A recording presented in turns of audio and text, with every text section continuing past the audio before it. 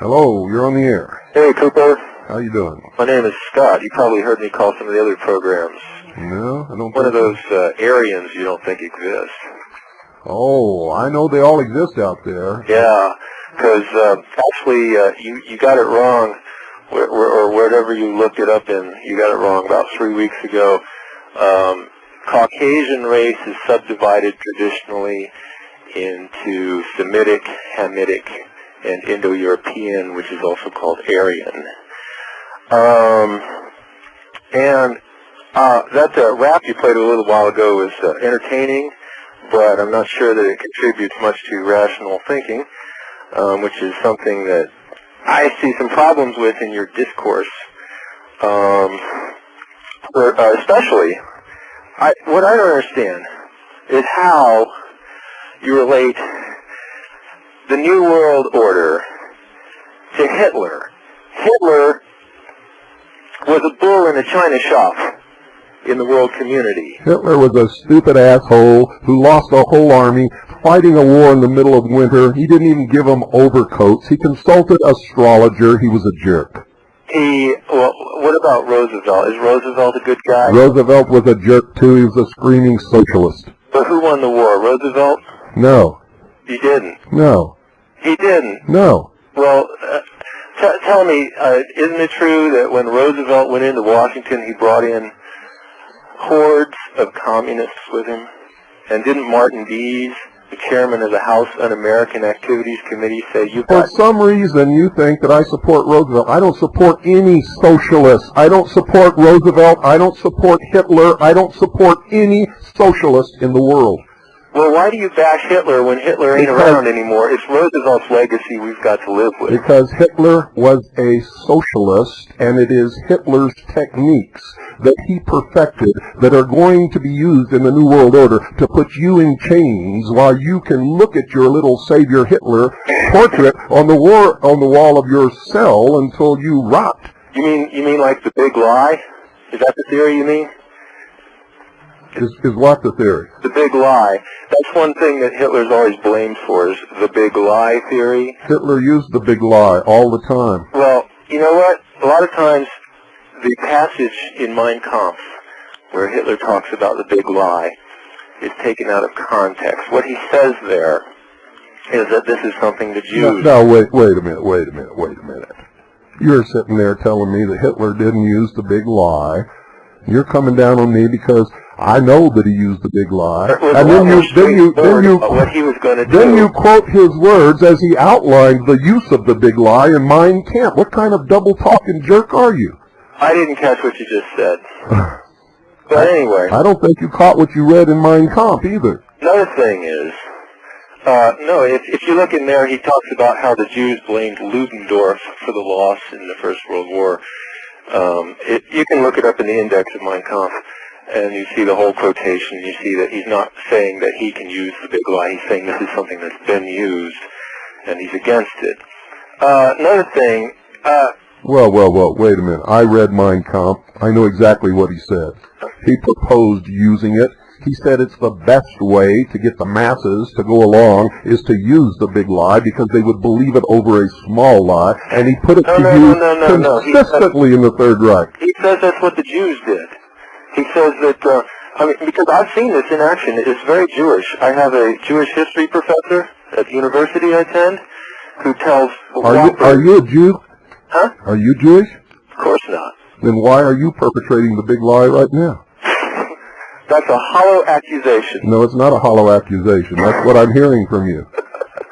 What big lie am I perpetrating? That there's a superior race called Aryan that created all the civilization on this earth, that is responsible for all scientific achievement, that is going to bring the world into 1,000 years of peace in the new golden age. Well, right? Isn't that the bullshit that you guys spout? I wouldn't say all that.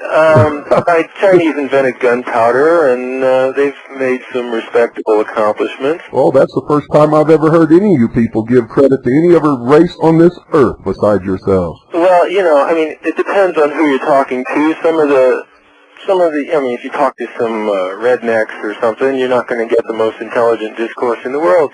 You talk to somebody like William L. Pierce, you're going to get some intelligent... What's a redneck? Huh? What's a redneck? You guys have a name for everything, redneck, don't you? That's just a country person. A country person? Yeah, country. Why is a country person a redneck, and why is a country person less intelligent than you city folk? Country people...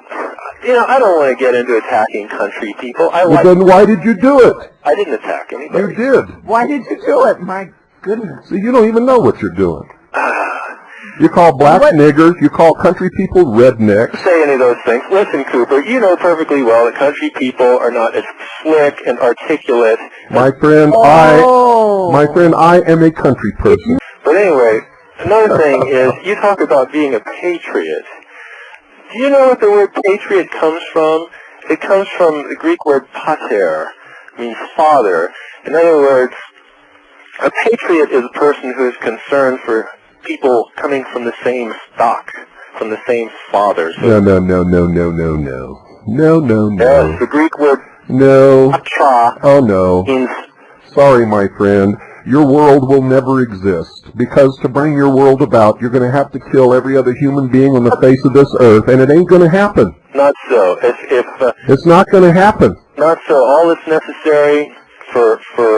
See, I'm just looking for the white race to survive. Why? What the hell do you care about the white race after you're dead? It's a biological urge. One lives on through one's descendants. Oh, baloney. One lives on for what he does and what makes him happy, and that's the truth of the world. If you're so concerned about your race, why don't you go find a girl that looks like you, marry her, and have 12 children, and quit putting your bullshit on everybody else in the world? Well, I'd like to find a... What scares you guys so much? Are you afraid you're not going to find a girl that looks like you? I have. But then anyway. What's the problem? Why are you so afraid that your race is going to disappear? Your race will only disappear when you stop jumping in bed with your woman. What? What did I just say? What's scaring you? Why are you afraid? Why are you afraid of the rest of the world? Why are you afraid your race is going to disappear? Which, by the way, is my race also. No, well, the thing is, it's not just that we're going to disappear, but we're being swamped. What do you mean you're being swamped? Who's swamping you? Listen, we're in a democratic republic here, and numbers are what make the difference. White people are increasingly becoming a minority. Race has nothing to do with socialism, which is the plague on this nation. We are losing self-determination as a people. Oh, baloney. Bullshit. People have the determination they're taught by their parents, and they're taught by the political process. Socialism is our plague, not people who don't look like you. Well, let me ask you this about socialism. It seems to me when you talk about socialism, you're ignoring some important distinctions. Like what? Well, there's more than one kind of socialism. Plato's Republic outlines one kind of socialism. Yeah, and that sucks just like all the rest of them. Well, it's probably got some problems with it. All socialism sucks. All of it. Yeah, but what is socialism? It's a strong central government and cooperation. No. Among the people. No.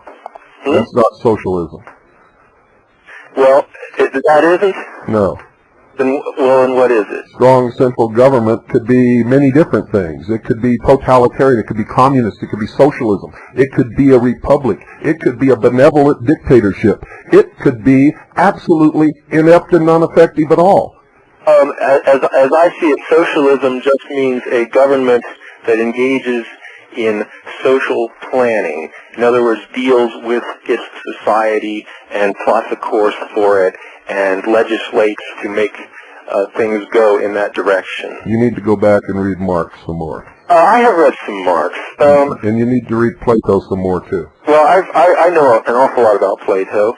But anyway, what I was getting at is, if you talk about the socialism that's traditionally been the plague that people have been concerned about in this country has been egalitarian socialism, and which is the socialism you were complaining about yesterday with the man who came into the bar and wanted everything for free. Yeah. The deadbeat that wants things for free.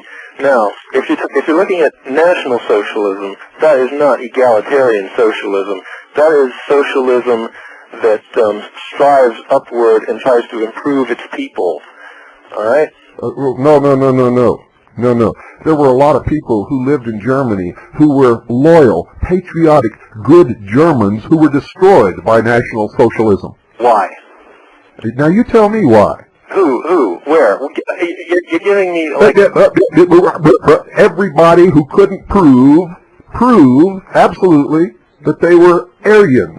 100% back to 1798 was the year where they drew the line. No, it's not 100%, and it's not a year. It has to do with grandparents. No. If you had... I've got all the literature right. I've got all the literature right here. The SS had to prove Aryan lineage all the way back to 1798.